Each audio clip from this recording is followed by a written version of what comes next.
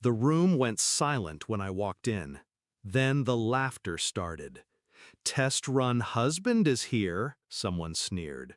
Glasses clinked, voices joined in, like a pack of hyenas. And then she appeared, my wife, my partner, my betrayer.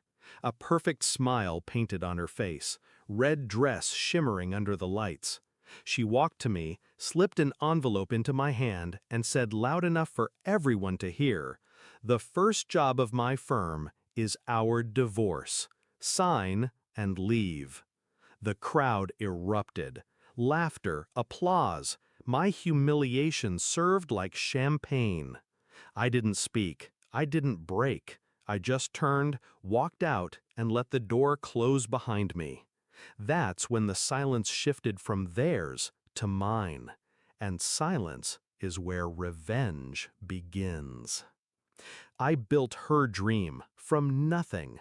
Every brick of that firm had my fingerprints on it. I was the quiet investor, the shadow that funded the spotlight she craved. $20 million of my money.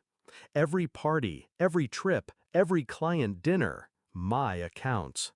I thought I was building for us, but she wasn't building a firm. She was building an exit, and I was the disposable scaffolding. The betrayal hadn't come out of nowhere.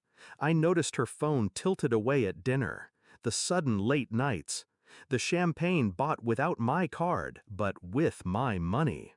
Then the whispers, the test-run husband jokes spreading among her circle. I was the practice round before her real life began. The envelope was just the performance. The betrayal had been rehearsed for months. But what she didn't know, I never fund what I don't control. I didn't rage. Rage is noise, and noise warns your enemy. I smiled on the ride home, logged in, and with a few keystrokes, I reversed the current of her entire empire. Cancellations first. The payments for the party? Gone. The caterers, the band, the decorator, all clawed back. Credit lines froze mid-toast. Then the trips. Paris in 2 weeks? Canceled. Cabo, Bali, Milan. Each one vanished with a click. And finally, the artery itself. The $20 million investment wired out of the firm's accounts into my own. Not stolen, not hidden, just reclaimed. Legally, quietly, permanently.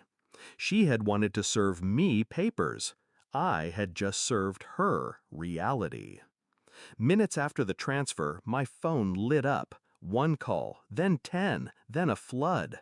456 missed calls in the first hour. Her number, her partner's, even her mother's.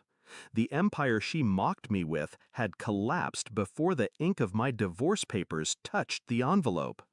At the party, the lights would have flickered, the band silenced when the payment bounced, the staff walking out mid-toast. I imagined the guests watching her mask crack as the realization hit. Her empire wasn't hers, it was mine, and I had taken it back. That night, long after the call stopped, the doorbell rang. I opened it to find her standing there. No audience now, no laughter, no spotlight. Her makeup smeared, her voice broken. "You can't do this to me." I studied her. She still thought it was about her. "No," I said quietly, "you did this to yourself." She reached for me, desperate, pleading. I stepped back, the door between us. "You made a stage of my life," I told her. "Tonight, you learned what happens when the curtain drops." And then I closed the door. The divorce went through, clean, efficient. She got nothing but debts. The firm she flaunted as hers never recovered. Without my funding, it collapsed in months. The clients fled, the partners scattered. Her name, once rising, became a warning whispered in hallways. And me? I didn't chase revenge in fire. I let her burn herself and simply took away the matches. They called me test run husband, disposable, replaceable. But I wasn't the test. I was the lesson. And lessons, they last forever.